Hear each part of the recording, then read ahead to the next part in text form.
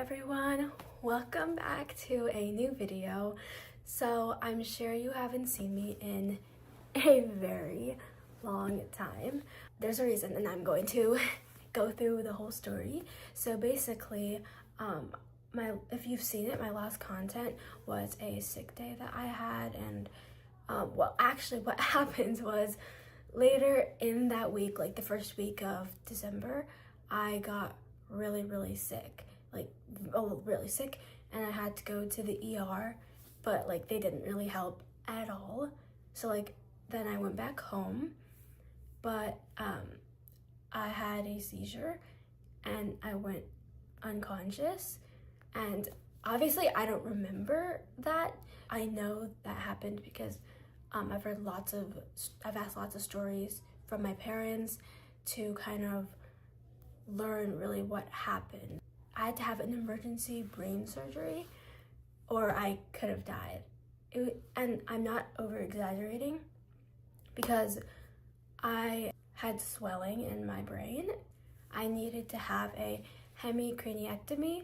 Whenever I'm not sitting, I need to wear a helmet. So that is why there's this strap. This is what my parents told me.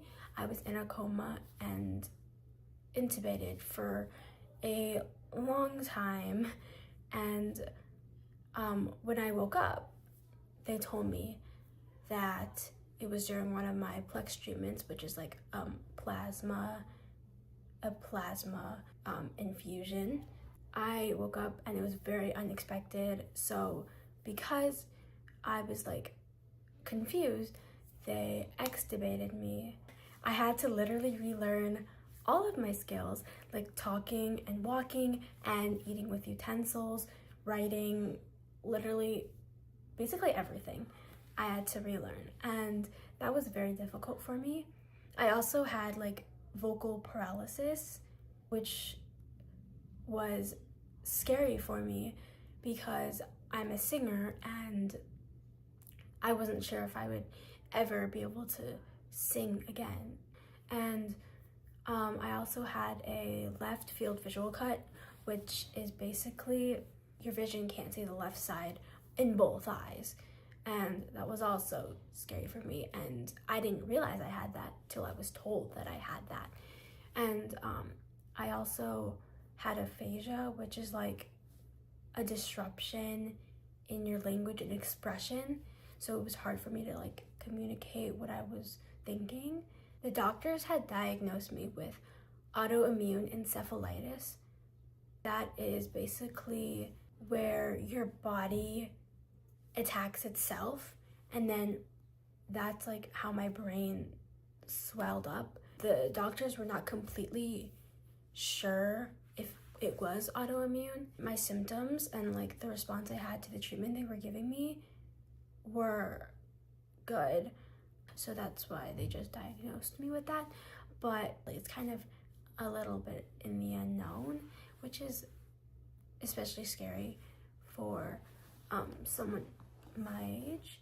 During that time, I was in the hospital for a month, and then I went to a rehab hospital for 2.5 weeks, and it really helped to get my skills back, to rebuild all my knowledge I had before.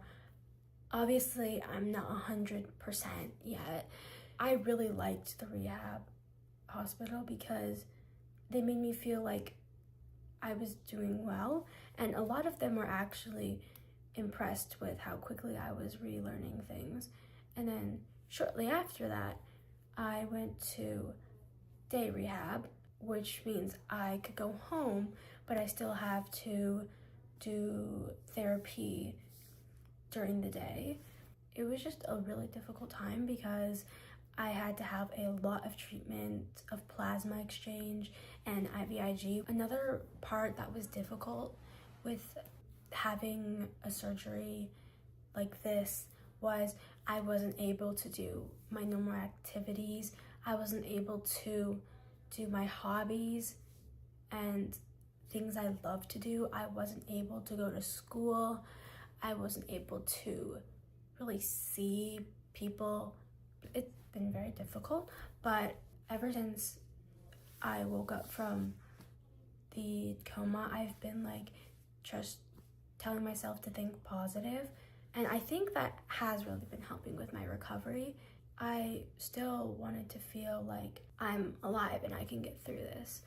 I was supposed to have my second surgery this past week, but my immune system response was too low, so we couldn't have the surgery yet, but we have it scheduled for I think a week and a half, and I really hope that we are able to do it, because this has been a long 3 months and I'm just ready to move ahead in my life.